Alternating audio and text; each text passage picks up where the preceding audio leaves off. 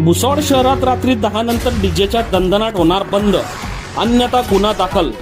नूतन उप अधीक्षक ऍक्शन मोडवर. वाहनही होणार जप्त. उच्च न्यायालयाच्या आदेशाचे पालन बंधनकारक. नियम मोडणाऱ्यांची गय नाही. भुसावळ शहरात रात्री 10 वाजेनंतर कुठेही डीजे वाजत असल्यास संबंधित डीजे चालकाविरुद्ध थेट गुन्हा दाखल करून डीजे वाद्य जप्त केले जाणार असून कोणालाही पाठीशी घातले जाणार नाही, असा कडक इशारा नूतन डीवायएसपी केदार बारबोले यांनी दिला. बाजारपेठ पोलीस ठाण्यात गुरुवारी सायंकाळी शहरातील डीजे व्यावसायिकांची झाली. यावेळी त्यांची उच्च न्यायालयाच्या आदेशाचे काटेकोर पालन करण्याच्या सूचना दिल्या. डीवायएसपी बारबोले यांनी बैठकीत सांगितले की रात्री 10 नंतर डीजे वाजवण्यास पूर्ववत मनाई आहे. नियमांचे उल्लंघन झाल्यास संबंधित डीजे चालकाविरुद्ध गुन्हा दाखल केले जाईल व त्याची सर्वस्वी जबाबदारी संबंधित डीजे व्यावसायिकाची राहील. मात्र नियमांचे पालन नाकारणाऱ्या कोणत्याही डीजे व्यावसायिकाची कोणत्याही प्रकारे गय केली जाणार नाही. शासनाने ठरवून दिलेल्या आवाजाच्या मर्यादांचे पालन करणे बंधनकारक असल्याचेही त्यांनी सांगितले.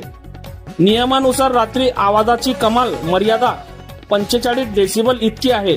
यापेक्षा अधिक आवाज आढळल्यास डेसिबल मोजणी करून संबंधितांवर तत्काळ कारवाई करण्यात येईल. डीजेमुळे नागरिकांना शारीरिक व मानसिक त्रास होतो. रस्त्यावरील ये जा करणाऱ्यांना अडथळे निर्माण होतात. तसे डोळ्यांवर घातक परिणाम करणाऱ्या तीव्र प्रकाश यंत्रणाचा लेझर वापरही धोकादायक असल्याचे त्यांनी नमूद केले. डीजेसाठी वापरण्यात येणाऱ्या बदललेल्या वाहनांना कोणतीही अधिकृत परवानगी नसून त्यातून होणारा प्रचंड आवाजही बेकायदेशीर आहे. या संदर्भात गेल्या काही महिन्यापूर्वी इंडियन मेडिकल असोसिएशन कडून पोलीस प्रशासनाकडे निवेदन देण्यात आल्याचे त्यांनी सांगितले. डीजे व्यावसायिकांनी त्यांच्या नियमांमध्ये सुधारणा न केल्यास कायद्याचा आधार घेत कठोर कारवाई केली जाईल, असा इशाराही देण्यात आला.